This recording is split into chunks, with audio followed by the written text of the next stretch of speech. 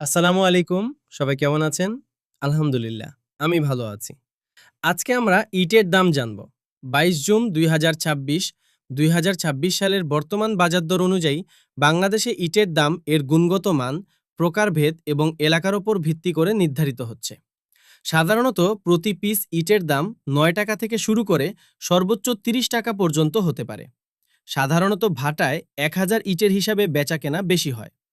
নিচে ইটের প্রকারভেদ অনুযায়ী একটি আনুমানিক দামের তালিকা দেওয়া হলো। সাধারণ বা ফিল্ডের ইটের দাম প্রতি ১,০০০ পিস, ইটের মান প্রকার প্রতি ১,০০০ পিসের দাম টাকা, প্রতি পিসের দাম টাকা। ১ নম্বর ইট প্রথম শ্রেণী ১৩,০০০ থেকে ১৪,০০০ টাকা, ১৩ থেকে ১৪ টাকা। ২ নম্বর ইট দ্বিতীয় শ্রেণী ১১,০০০ থেকে ১২,৫০০ টাকা, ১১ থেকে ১২.৫ টাকা। ৩ নম্বর ইট তৃতীয় শ্রেণী ৯,৫০০ থেকে ১০,৫০০ টাকা, ৯.৫ থেকে ১০.৫ টাকা। পিকেট ইট খোয়ার জন্য ১১,০০০ থেকে ১২,০০০ টাকা, ১১ থেকে ১২ টাকা। দ্রষ্টব্য: কিছু কিছু এলাকায় বা সরাসরি অফার প্রাইসে ভাটা থেকে নিলে ১ নম্বর ইট ১০ থেকে ১২ টাকার মধ্যেও পাওয়া যাচ্ছে। অটো ও সিরামিক ইটের দাম প্রতি পিস: আধুনিক বাড়ি তৈরিতে এবং নান্দনিক ডিজাইনের জন্য অটো ও সিরামিক ইটের ব্যবহার বাড়ছে। এগুলো পিস হিসেবে বিক্রি হয়।